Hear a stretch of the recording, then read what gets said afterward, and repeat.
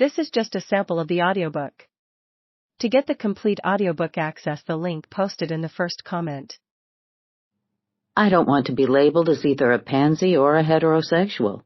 Labeling is so self-limiting. We are what we do, not what we say we are. Montgomery Clift challenged prescribed models of identity throughout his life and career. His legacy as a film star stands out as a continuous creative act of transgression, defying the cultural dominancy of sexual and gender normality. Clift is a major figure in post-war Hollywood. His place in film history rests not only on his outstanding talent and the range of his work, but also, and arguably more, on his crucial role in the development of representations of masculinity. The first of a crop of young male actors who subverted conventions, Clift was a strikingly beautiful man, combining on-screen erotic ambiguity with real-life sexual nonconformity. He epitomized the shift from monolithically heterosexual models of virility, such as, for example, the image John Wayne projected, with whom Clift starred in Red River, 1948, to a greatly more nuanced, complicated portrayal of male identity. Clift was also a hugely talented actor, trained on stage since he was 13, and who collected Oscar nominations since his first screen appearance in The Search in 1948. Worshipped by critics and audiences, he remained one of Hollywood's most marketable leading men until 1956, when a devastating car accident nearly destroyed his face.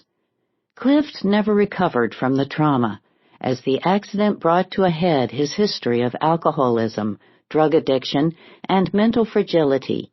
It also robbed him of his exceptional beauty, revoking his heartthrob status overnight. Visibly burdened by physical and mental pain, with part of his face paralyzed, and afflicted by spiraling ill health, Clift was turned into a tragic, disturbing figure by the press. His worsening condition was greatly sensationalized and openly held against him by an increasingly hostile Hollywood. Yet Clift continued to make films, crafting a series of unorthodox performances that have been too often overlooked.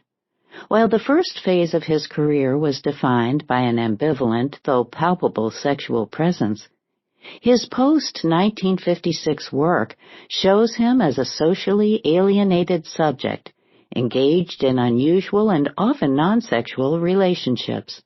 Montgomery Clift died in 1966, aged 45. The body of work he left behind consists of 17 films and a range of male characters that, in their disruption of normative structures, are astoundingly modern. As issues of sexual and gender representation move at the core of critical inquiry, and the very concept of a fixed identity is questioned, the exploration of Clift's subversive legacy is more topical and more exciting than ever. Film stars are actors who achieve a privileged iconic status in the public imagination. More than other performers, stars generate their own discourse about themselves, in which screen appearances merge with biography and publicity. In Montgomery Clift's case, a single event in his life not only affected his celebrity aura, but also brought factual changes to his looks and health, impacting his work as an actor.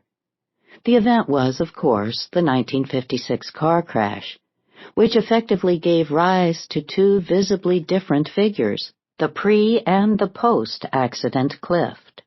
As a result, his career path falls almost too neatly in two separate halves. Yet, as Richard Dyer points out, a star's image is a complex totality, and it does have a chronological dimension. Clift's 1956 accident gives structure to his chronology by being an obvious turning point, yet it does not alter his total signification as a star. Beautiful or damaged, healthy or dramatically ill, young or prematurely aged, Clift maintained an essential disruptive function against conventions of the male, the lover, and the Hollywood leading man. His image had been replete with ambiguity from the start.